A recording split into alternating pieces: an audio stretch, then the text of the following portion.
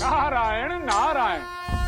हे परमपिता, आपने उपाय तो बता दिया, किंतु उसे करेगा कौन? आप नारद मुनि, आप करेंगे। अब अद्भुत अद्भुत परमपिता।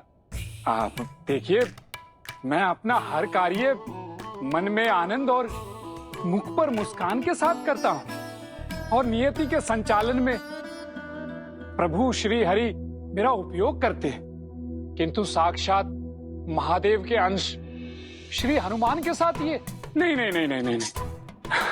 आप परमपिता, इस घोर संकट को हम मोल नहीं ले सकते। नारायण नारायण। हे परमपिता, यदि भूल से भी हनुमान को इस छल का आभास हो गया तो वो मुझे कहीं से भी खोज निकालेंगे, और यदि बात प्रभु श्री राम पर आई तो उसमें तो वो मेरे ही समान है, प्रभु श्री हरि के भक्त। किंतु इस छल के पश्चात हनुमान किसी को भी क्षमा नहीं करेंगे। तब तो हरि का आगमन टालना होगा, क्योंकि जो कार्य हरि के परम भक्त नारद मुनि करने से कतरा रहे हैं, तो उस कार्य को और कौन संपूर्ण करेगा? माता। और यदि ये कार्य नहीं हुआ तो नियति का चक्र रुक जाएगा। इसलिए श्री राम पर से हनुमान का ध्यान हटाना बहुत ही आवश्यक है। परंतु माता, ये तो लवकुश के साथ भी अन्याय ही होगा ना?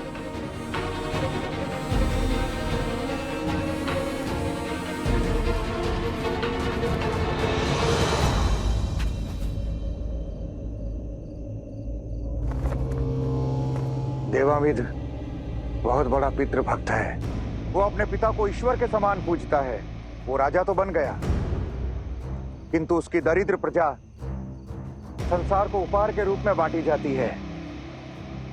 अपनी युक्ति और नीति से उस क्षेत्र के 7 द्वीपों पर उसका आधिपत्य है। उसके लिए संपूर्ण संसार में कोई महत्व रखता है तो वो है उसका पिता कुंभकर्ण। उसका एक ही उद्देश्य है, अपने पिता कुंभकर्ण की मृत्यु का प्रतिशोध लेना।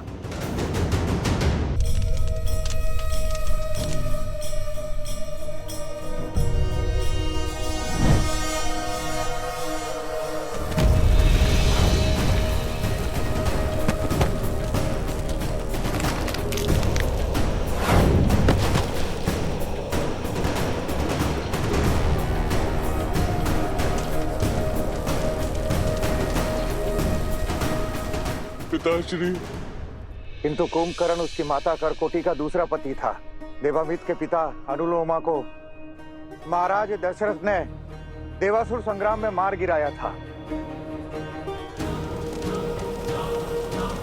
मैं आपका अंश तो नहीं हूँ, किंतु मेरी विधवा माता से विवाह कर आपने मुझे अपने पुत्र की भांति पाला, मुझे स्नेह दिया, प्रेम की छाया दी, और एक दिन उस राम ने मुझसे मेरा संसार, मेरा पिता छीन लिया।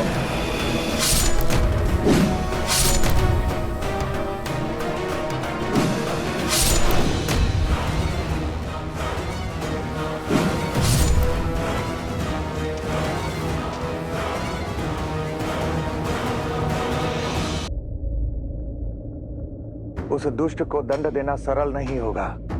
शक्ति के साथ साथ युक्ति का मार्ग भी खोजना होगा। हम सब ऋषि और तुम ऋषि कुमार पूजा के लिए सज होने का स्वांग करके वहां जाएंगे। वहां तुम दोनों उसकी मृत्यु का मार्ग खोजोगे और प्रजा को उसके अधर्म और पाप से मुक्त कराओगे। जो आज्ञा ऋषिवर।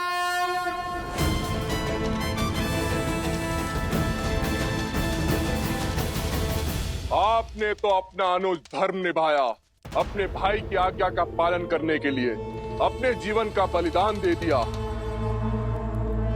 अब बारी मेरी है, मैं अपना पुत्र धर्म निभाऊंगा, आपकी मृत्यु का प्रतिशोध लूंगा। अब प्रतीक्षा है तो बस एक अवसर की, जब मैं राम के कुल का सर्वनाश कर सकूं।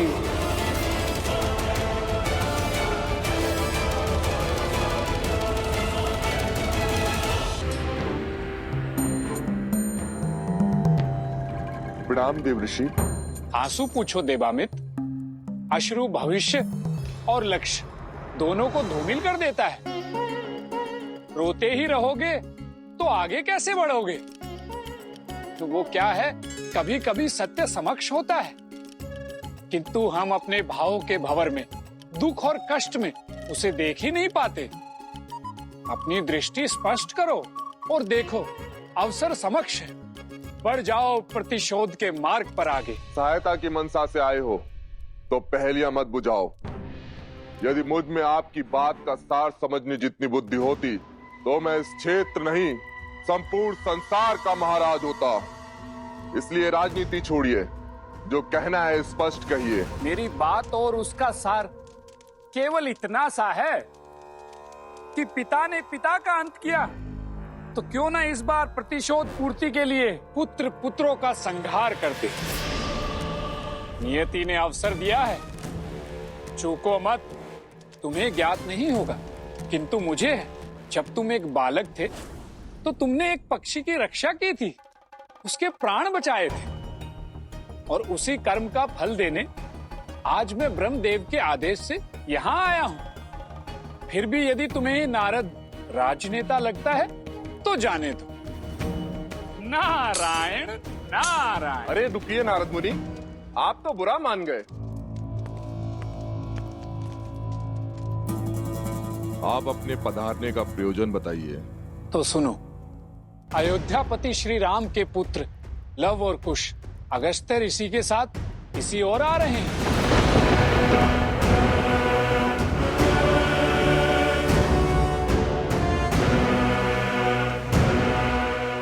धन्यवाद ऋषिवर, आपने मुझे दिशा दिखाकर मेरे प्रतिशोध का मार्ग प्रशस्त कर दिया। नारायण नारायण।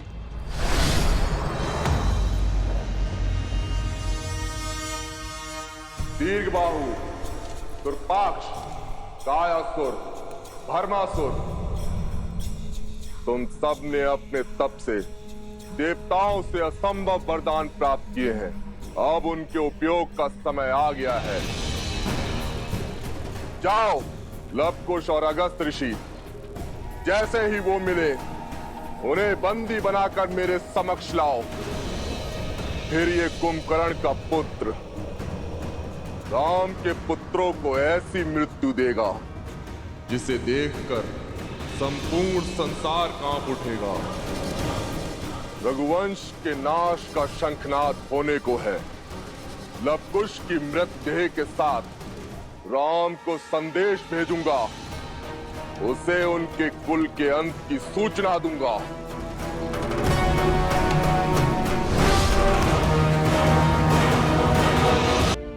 मैं यही माता हिंगलाज का मंदिर बनाना चाहता हूँ। जगत कल्याण के लिए अति उत्तम विचार है रघुवर। आपके इस कर्म से युगों युगों तक माता हिंगलाज की कृपा आपके कुल और प्रजा पर सदैव बनी रहेगी।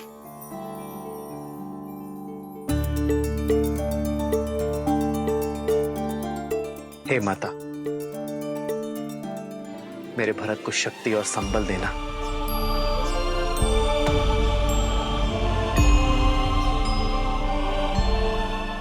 यदि शक्तिशाली होने का अर्थ शक्तिहीन का जीवन दुर्बल बनाना है, उन्हें कष्ट पहुंचाना है, तो स्मरण रहे, इस अथाह संसार में तुम्हारी शक्ति की भी काट है। तुमसे भी शक्तिशाली जीव इस संसार में उपस्थित है। इसीलिए बल का दंभ छोड़ो और प्राणी मात्र का दुख समझने का प्रयास करो। धर्मात्मा होने के नाते मैं तुम्हें राम नाम लेने का अंतिम अवसर देता हूं। मूर्ख हो तुम, मूर्ख। तुम्हारी ये बातें तुम्हारी निर्बलता की सूचक हैं, तुम्हारे भय का प्रतीक हैं, तुम्हारे भय का प्रमाण है।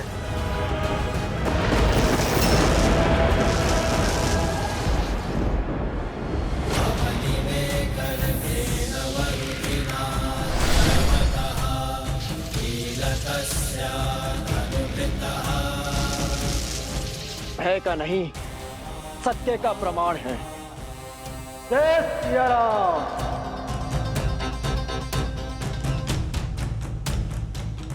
बोलो हिंगलाज देवी की, बोलो हिंगलाज देवी की।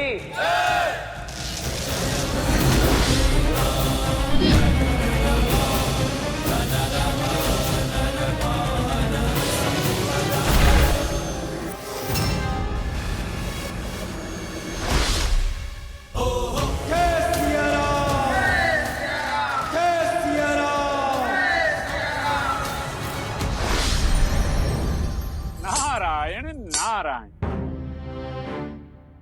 नारद जी आप यहाँ? आप इतने अचंभित क्यों हो गए हनुमान? एक भक्त दूसरे भक्त से मिलने नहीं आ सकता? अवश्य अवश्य। ये तो मेरा सौभाग्य है कि आप मुझसे मिलने पधारे। परंतु नारद जी, आप बिना उद्देश्य के कहाँ किसी से मिलने आते हैं? आज आपका कैसे आना हुआ, ये सोचकर थोड़ा सा चिंतित हूँ मैं। हाँ, बात तो अब चिंता की ही है। सोचा श्री राम से भेंट करने से पूर्व आपसे मिल लेता हूँ, किंतु चलिए अब सारी बातें उन्हें ही बता देता हूँ। चिंता केवल इतनी ही है कि कहीं प्रभु श्री राम अधिक व्यथित ना हो जाएं। नारायण नारायण। देवर्षि, भक्त के होते हुए आप भगवान को क्यों चिंतित करते हैं? प्रभु हिंगलाज माता के मंदिर का पुनर्निर्माण करवाने में व्यस्त हैं। आप कृपा करके मुझसे कहिए ना। नहीं, मैं राजकुमार भरत के पास जाता हूँ। नारायण नारायण। रुकिए, भरत भैया तो गंधर्वों के साथ युद्ध में लगे हैं। आप मुझे बताइए ना, बात क्या है? बता तो दूं, किंतु आप मेरी सहायता कैसे करेंगे हनुमान? आप तो प्रभु श्री राम की रक्षा में लीन हैं। मुनिवर, आप मुझे समस्या तो बताइए, समाधान मैं खोज लूंगा। लव कुश अगस्त्य ऋषि के साथ कहीं गए हैं, और वो जिस दिशा में गए हैं वहां कुंभकर्ण का पुत्र देवामित उनकी प्रतीक्षा कर रहा है, और उसे ज्ञात हो चुका है कि लव कुश श्री राम के पुत्र हैं। उसकी मंशा शुभ नहीं है हनुमान जी। आप निश्चिंत रहिए देवऋषि। मेरे होते मेरे अनुज लव कुश पर कोई भी कुदृष्टि नहीं डाल सकता। बस ये संदेश देने और आश्वासन के यही तो बोल सुनने आया था मैं। देवऋषि, बहुत बहुत धन्यवाद आपका। ये केवल राम काज ही नहीं, ये तो मेरे प्रभु श्री राम पर होने वाला प्रहार है, क्योंकि लव कुश की हानि प्रभु की हानि है, रघुकुल की हानि है। देवऋषि, अब ये समस्या मेरी है। नारायण नारायण।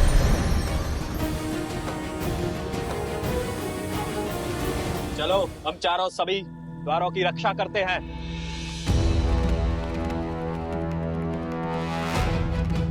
द्वार खोलो बंधु, हम ऋषि यहाँ पर पूजा के लिए आए हैं।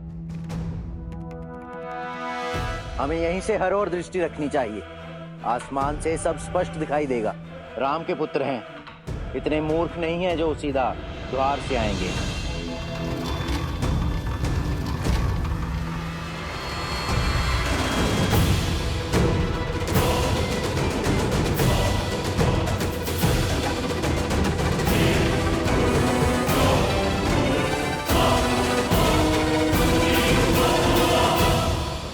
बालकों, कौन हो तुम? हम ऋषि कुमार लव और ऋषि कुमार कुश हैं।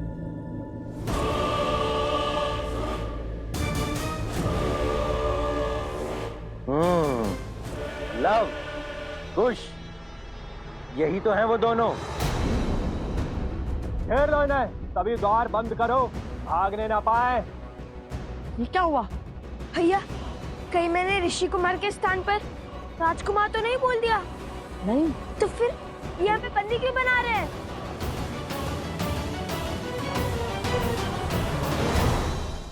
परमपिता, आपका कहा कार्य संपूर्ण हुआ।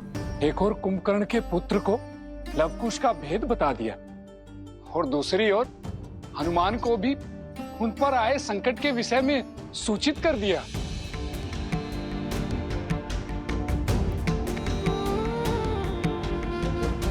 पुत्र, हरि का कार्य कर।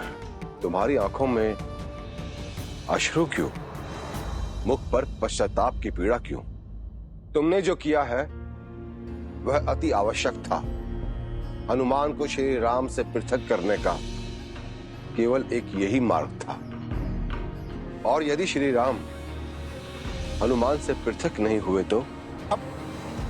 क्षमा कीजिए परमपिता, मैं आपकी बात को काट रहा हूं, किंतु जिस राम नाम के स्मरण मात्र से ही हनुमान तर जाते हैं, उनकी तनिक सी समस्या से विचलित हो उठते हैं। मुझे और इस संपूर्ण संसार को उस हनुमान पर टूटने वाले कष्ट से भय लग रहा है परमपिता। जब श्री राम अपनी देह त्यागेंगे, तब न जाने हनुमान अपना दुख कैसे प्रकट करेंगे। नारायण नारायण। परमपिता, सत्य कहूं तो मैं आज उनकी आंखों में उस दुख के भाव को देखकर आया हूं। आप सबको इस संसार की चिंता है, किंतु इस भक्त को तो उस भक्त की चिंता है। ये कष्ट कैसे सहेंगे हनुमान? परमपिता, जिनका संपूर्ण जीवन राम है, और जो राम उनमें बसते हैं वही नहीं रहेंगे तो हनुमान कैसे जी पाएंगे?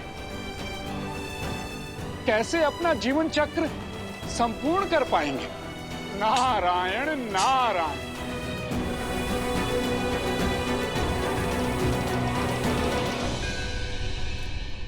माता हिंगलाज देवी की, माता हिंगलाज देवी की।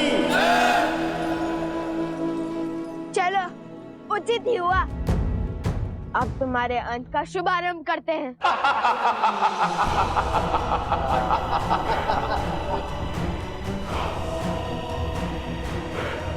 भूल कर दी बालको, जो स्वयं ही मृत्यु के मुख में चले आए। हमारे महाराज देवामित कुंभकर्ण के पुत्र वर्षों से प्रतिशोध की अग्नि में जल रहे हैं। इतने छोटे से कार्य के लिए महाराज को क्यों कष्ट देना? इनका अंत यहीं कर देते हैं और इनके शरीर को उपहार के रूप में महाराज को देते हैं।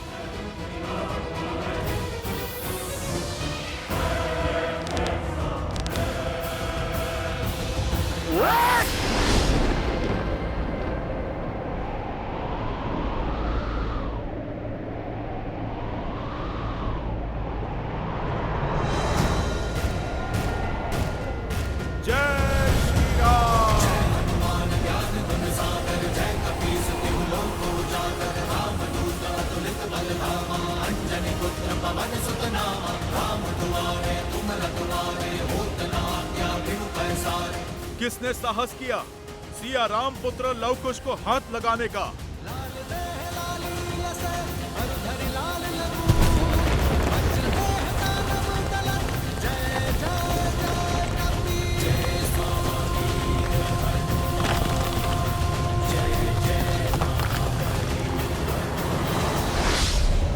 प्रणाम ब्रह्मदेव। प्रणाम देव ऋषि।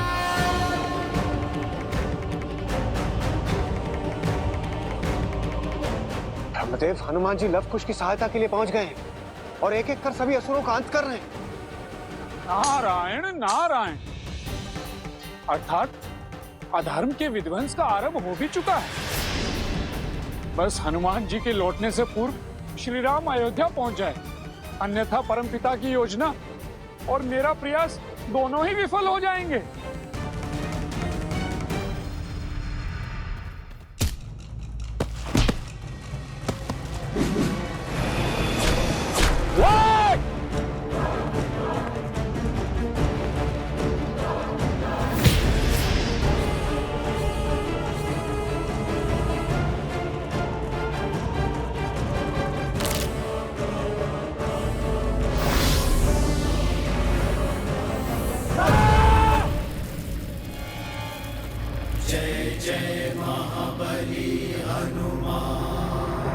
कायासुर को तो मेरा वरदान प्राप्त था, ये कैसे संभव हो सकता है?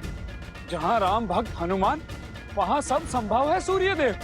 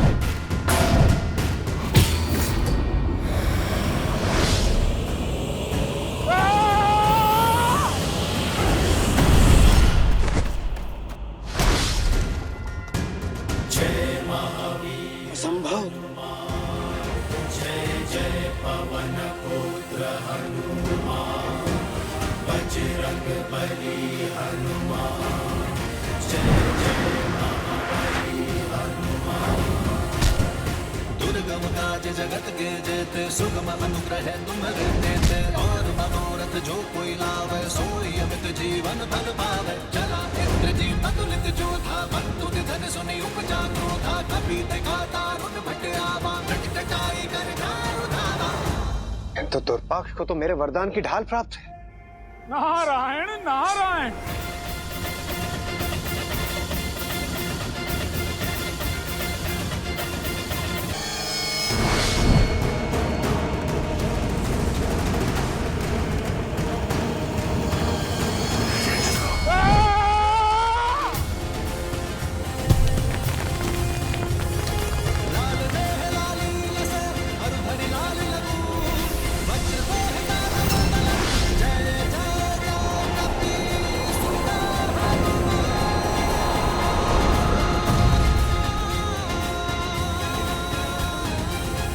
भीमासुर को तो मैंने वरदान दिया था।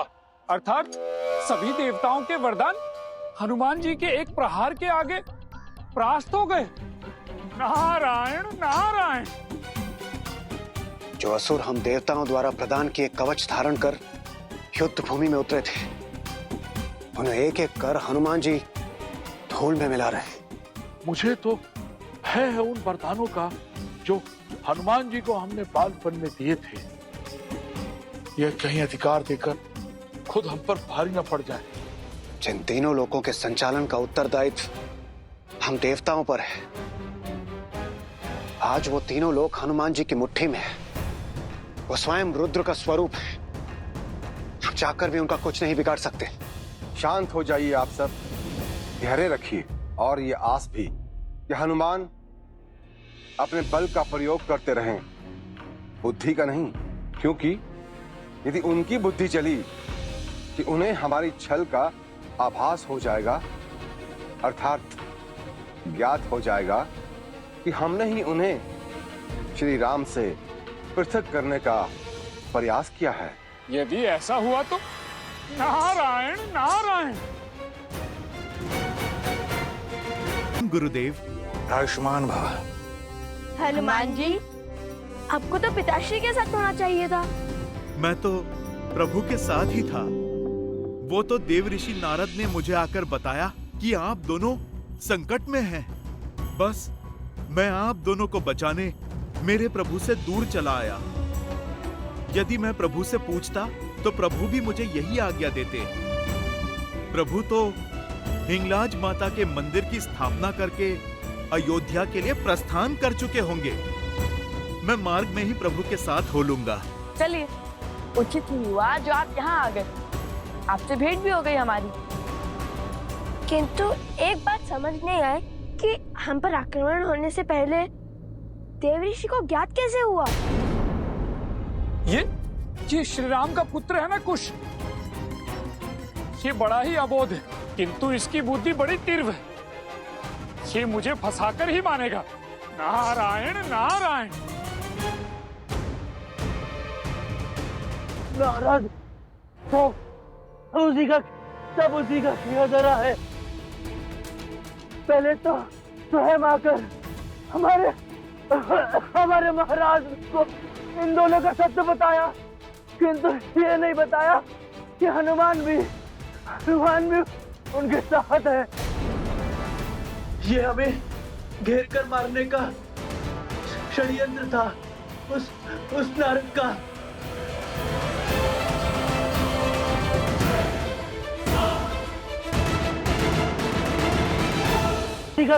सब उसी का किया जा रहा है।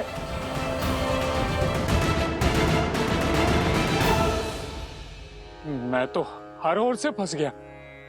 अब क्या होगा नारद? नारायण नारायण। हे परमपिता, आप ही कुछ कर सकते हैं। रक्षा कीजिए, रक्षा कीजिए माता।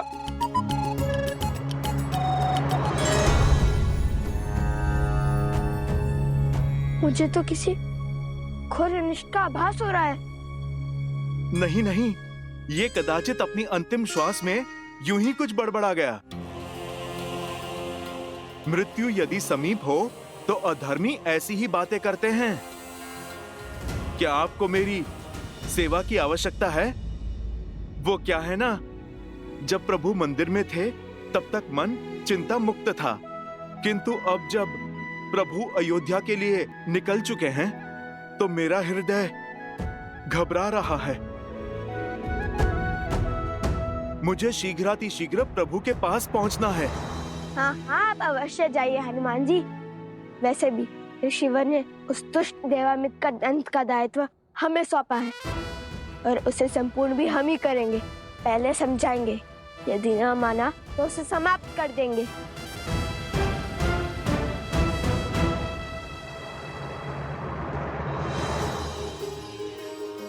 अवश्य, मैं चलता हूं।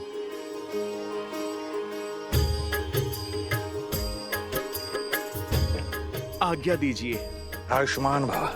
दुख भंजन जय हनुमान, संकट मोचन जय हनुमान, महावीर प्रभु जय हनुमान, अंजनी पुत्र जय हनुमान। स्मरण है ना, जब भी हनुमान की आवश्यकता पड़े अपने बड़े भाई को स्मरण कर लेना। हनुमान तुम्हारी आंखों के समक्ष होगा।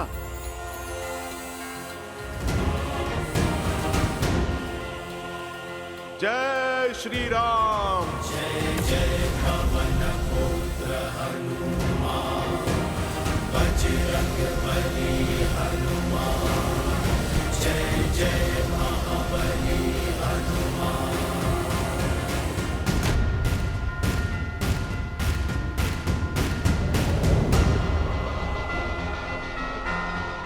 देव ऋषि नारद।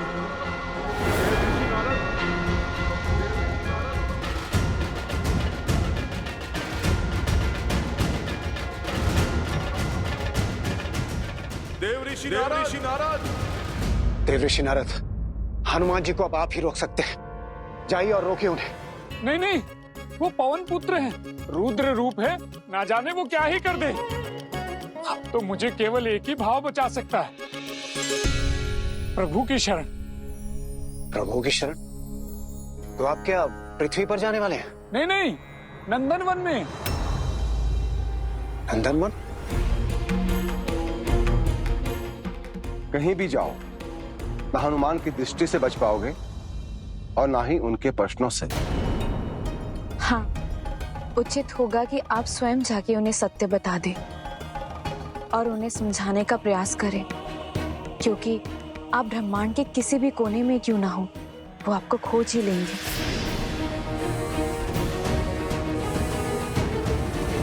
माता, वो भले ही मुझे खोज लें, लेकिन मेरे कार्य में विघ्न नहीं डाल पाएंगे।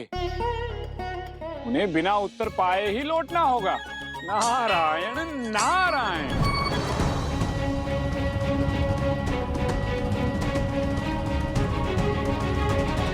लगता है मुझसे बचने के लिए युक्ति सोच रहे हैं मुनिवर। चलिए आज फिर आंख मिचोली का खेल खेल लेते हैं।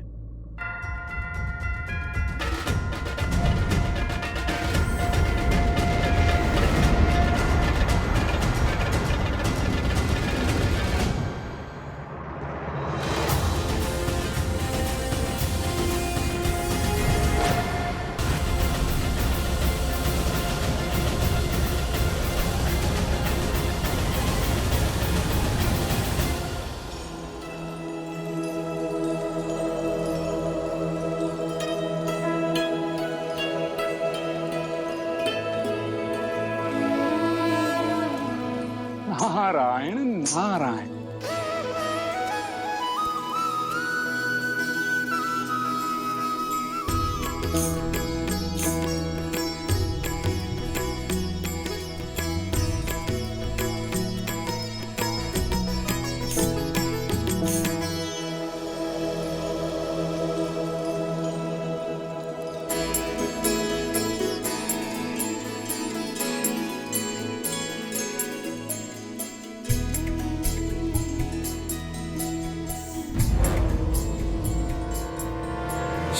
श्रीरामचंद्र कृपालु भजु मन हरण भव भय दारुणम, नव कंज लोचन लोचन कंज मुख कर कंज पद कंजारुणम कंदर्प अगणित अमित छवि नव नील नीरज सुंदरम पट पीत मानहु तड़ित रुचि सुचि नौमि जनक सुतावरम।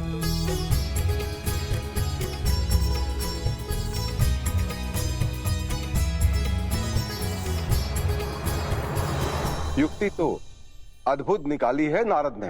हनुमान हरि के भजन में कभी विघ्न नहीं डालेंगे। यमदेव, यही उचित समय है। देवऋषि नारद ने श्रीहरि के भजन से हनुमान जी को बांध दिया है और श्री राम भी अयोध्या पहुंचने ही वाले हैं। भेज दीजिए काल पुरुष को, यही उचित समय होगा।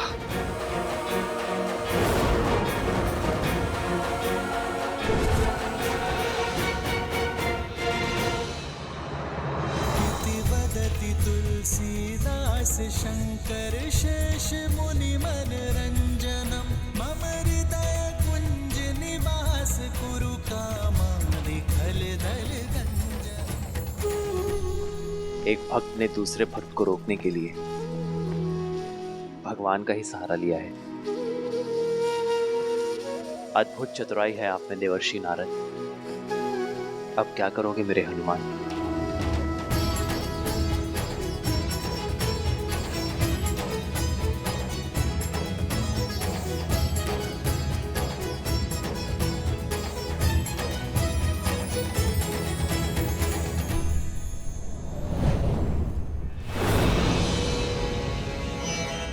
काल पुरुष, आपके प्रस्थान करने का समय आ गया है।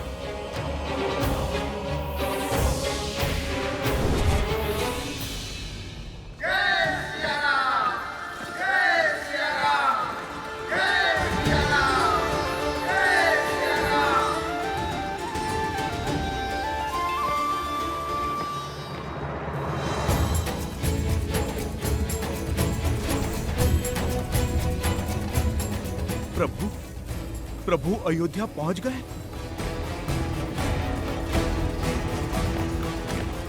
तो नारद मुनि मुझे टालने के लिए प्रभु के भजन में लीन हैं। मैं उन्हें रोक तो नहीं सकता, किंतु एक भक्त दूसरे भक्त की भक्ति में रम तो सकता है।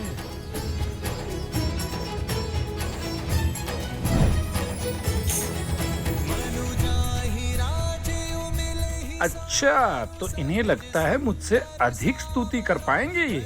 नारद किसी के रोके नहीं रुकता। नारायण नारायण।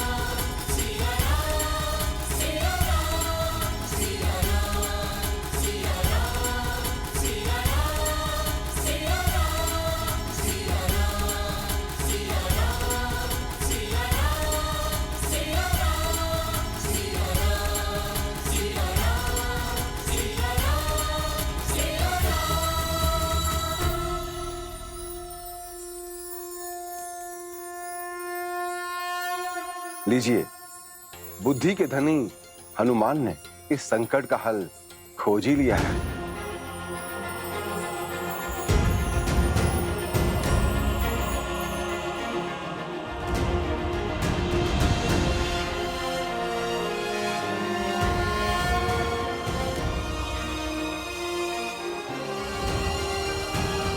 मान गए हनुमान जी? प्रभु के परम भक्त तो केवल आप ही हैं। मुनिवर, ये तो आपकी कृपा है, किंतु आज ये भक्त इस भक्त के प्रश्नों से बचने का प्रयास कर रहा है। नारायण नारायण। आपकी राजनीति मेरी समझ से तो परे है। एक ओर उधर बताया तो दूसरी ओर इधर। देखिए हनुमान जी, मैंने तो वही किया जो मुझे कहा गया था। आप इस समय श्री राम के साथ नहीं हो सकते। हनुमान जी, मेरी चाल का केवल यही कारण है। प्रभु के साथ नहीं हो सकता अर्थात? अधिक तो नहीं कह सकता हनुमान जी, किंतु इस समय आपका श्री राम के साथ होना नियति को स्वीकार नहीं है हनुमान जी। और मेरा कार्य केवल इतना ही था कि मैं आपको श्री राम से दूर ले जाऊं। मैं आपकी भक्ति के आगे अपना मस्तक झुकाता हूं हनुमान। आप जैसा भक्त इस धरा पर न जन्मा है न कभी जन्मेगा। आपकी शुद्ध भक्ति से आने वाला युग श्रद्धा एवं सतता सीखेगा, संबंध निभाना सीखेगा, और इसी कारण आप सदैव सदैव के लिए स्मरण किए जाएंगे। बस इससे अधिक मैं और कुछ नहीं कह सकता हूं हनुमान जी। मुनिवर, मेरा संदेह सत्य में बदल रहा है। मेरे प्रभु पर संकट के बादल मंडरा रहे हैं। आप मुझे आज्ञा दीजिए। मेरे जीवन का एकमात्र उद्देश्य प्रभु की रक्षा मुझे पुकार रहा है। जय श्री राम।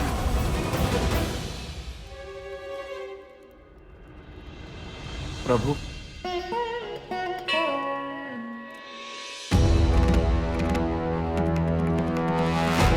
ऋषिवर, इसके आगे का मार्ग हम स्वयं पूर्ण करेंगे, क्योंकि कुंभकर्ण पुत्र देवामीर को यह ज्ञात हो चुका होगा कि श्री राम के पुत्र यहाँ आ चुके हैं। ऐसे में हम पर अनंत प्रहार होने लगेंगे और इसमें आपका जीवन भी संकट में आ सकता है। और गुरुवर, आपको कोई संकट में डालकर हमें विवश करे तो वो मुझे बिल्कुल स्वीकार नहीं। इसलिए हम आपसे आग्रह करते हैं कि आप जाकर शिव मंदिर में बैठकर तप कीजिए। तब तक हम इस कुंभकर्ण के पुत्र को समझा कर आते हैं। कल्याण हो।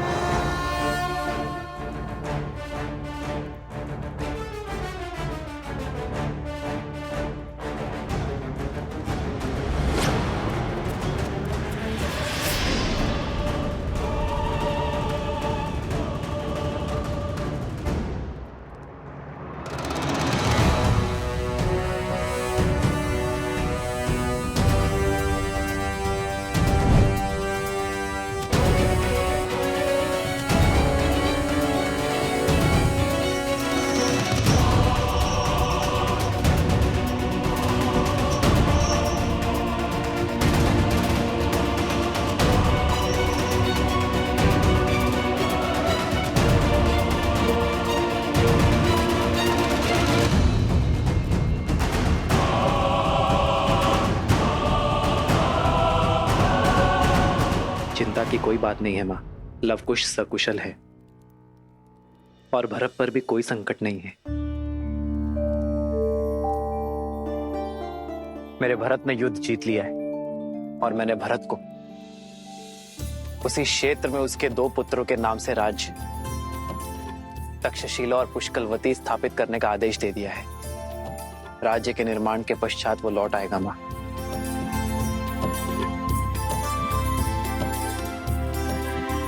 अब जैसे मेरे चित्त को शांति मिल गई है मां। ऐसा आभास होता है जैसे धर्म स्थापना के सभी कार्य संपूर्ण हो गए। हमारे रघुकुल के वंशज राज्य की बागडोर संभालने के लिए, इस वंशज को आगे ले जाने के लिए पूर्णतः सज्ज है। लगता है जैसे मेरे कंधों से बहुत बड़ा भार उतर गया है।